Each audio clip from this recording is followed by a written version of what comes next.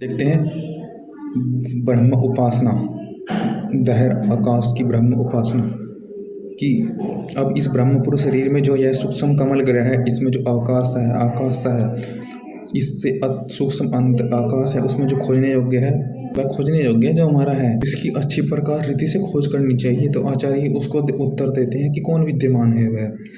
निश्चय जितना यह आकाश है उतना यह हृदय के अंदर का आकाश है।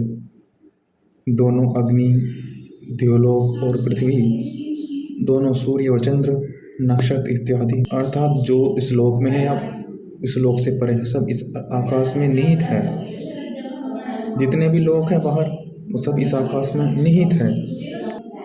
और जब सब कुछ समाया है तो समस्त प्राणी और समस्त कामनाएं उसके अंदर समाई हुई है, क्योंकि ईश्वर ने स्थान दे रखा है। जैसे कि आकाश है वह, तो आत्मा ईश्वर के सम उसमें ईश्वर निहित है, तभी तो वो उसमें जानना चाहते हैं, कामनाएं करना चाहते हैं।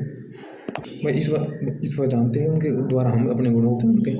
हम ईश्वर के जो से आनंद लेते हैं, ईश्वर को जानते हैं, तो ईश्वर इस प्रकृति को जानते हैं, हम प्रकृति को जान लेते हैं, दोनों को चीज़ को जानकर स्वयं को भी जान लेते हैं। तीनों चीज़ों को जान करके हम आनंदित होते हैं मोक्ष में इत्यादि बातें। सत्य संकल्प, जिसका सत्य संकल्प होगा वह तो मरेगा नहीं, बुढ़ा आत्मा थोड़ा ही मरती है, अर्थात उसकी कामना पूर्ण हो रही है। जिस प्रकार जिस विषय को हम जानते हैं वह हम कामना करते हैं कि हमारा राज्य इतना ऊंचा हो, तो ऊंचा होगा तभी तो उसकी हम भोग रहे हैं, तो उसका उपयोग भी तो करेंगे ना। अगर जो तभी तो उसके विषय में अच्छा विचार कर पाए, के प्रति श्रेष्ठ भाव रहेंगे। इसी भांति मोक्ष में जान रहा होगा तो उसे उपभोग भी कर रहा होगा तभी तो कह पाएगा कि सत्य जानता है, तभी तो सत्य जान पा रहा हो। जैसा जान रहा है तो तभी तो उसको सही जान रहा है, उपभोग कर रहा है। तो संकल्प उसके सत्य होते हैं, उससे जानता है, वो सोच पा रहा है तभी जान पा रहा है। तो वह सत्य जानता है तो जाता है, फिर मोक्ष से वापस आता है जानने के लिए, तो अनुभव दोबारा करने के लिए। तो वही है कि जैसे कि देखो, हम सब कुछ नहीं जानते। जिस प्रकार भूमि में कृषि करने वाला उसके नीचे की खजाने को नहीं जान पाता, तो क्योंकि जानेगा, क्योंकि आवरण है। तो ठीक उसी प्रकार अगर हम इसी संसार प्रकृति में रहे, प्राकृतिक इच्छा की कामना अनर्थ कही गई है, क्योंकि उससे आवरण आता है। और ब्रह्म प्राप्ति की इच्छा सत्य कहलाती है, कि जैसे कि जो हमारे पास है क्या सिर्फ वही है, उससे परे कुछ नहीं है। कि जो आपके पास है क्या आपका वही है, और जो आपके पास नहीं वो भी तो आपका ही है।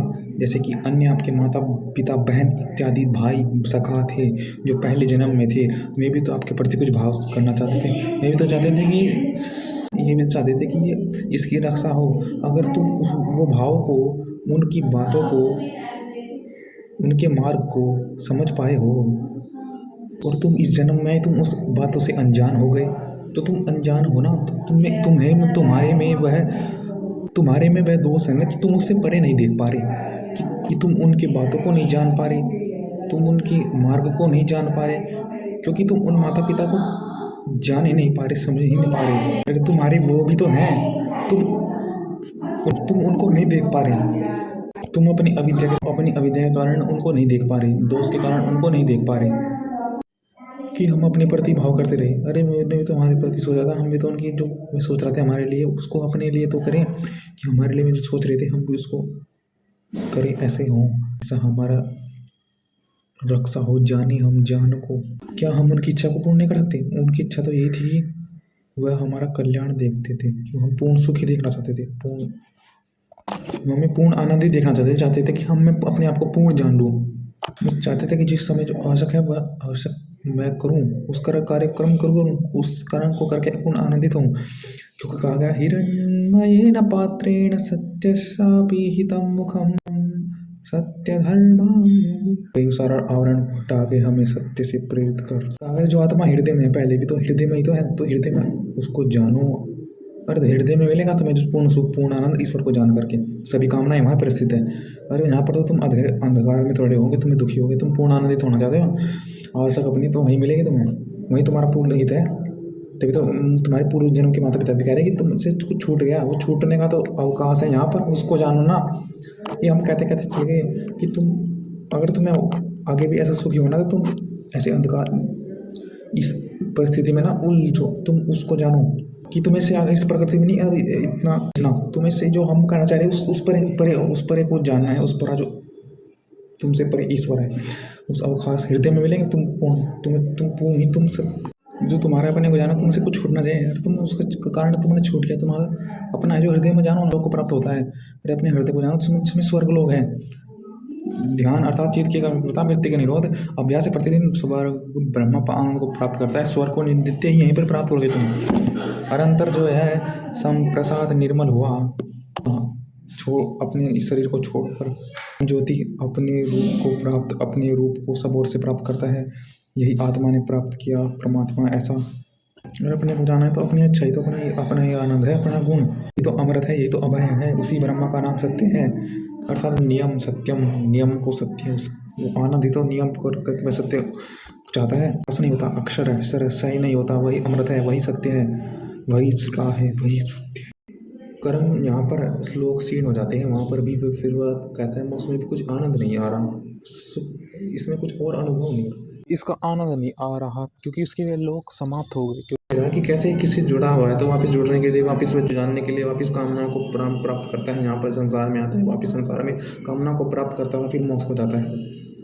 और जो ऐसा नहीं करता वह कहीं भी स्वेच्छा छंद गमन आनंद से विचरता नहीं, वह आनंद से कहीं भी जा आ नहीं सकता, विचर नहीं सकता।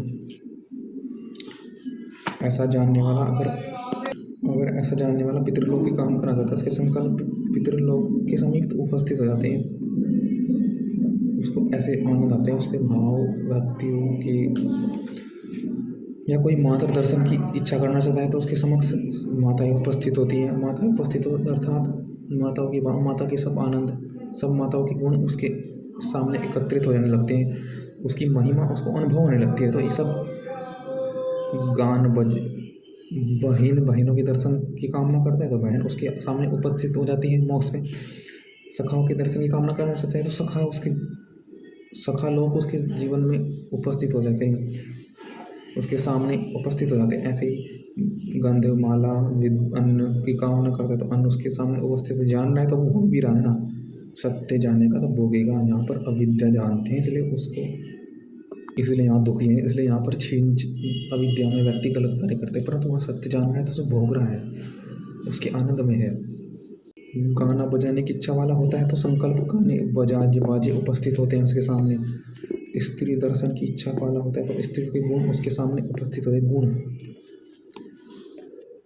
जिस स्थान की कामना करता है उस लोग को उपस्थित उसके सामने होते हैं। उसकी अपनी महिमा को अनुभव करता है, वह अपने गुण कैसे उस गुण में रह सकता है, वह अपनी महिमा को अनुभव करता है।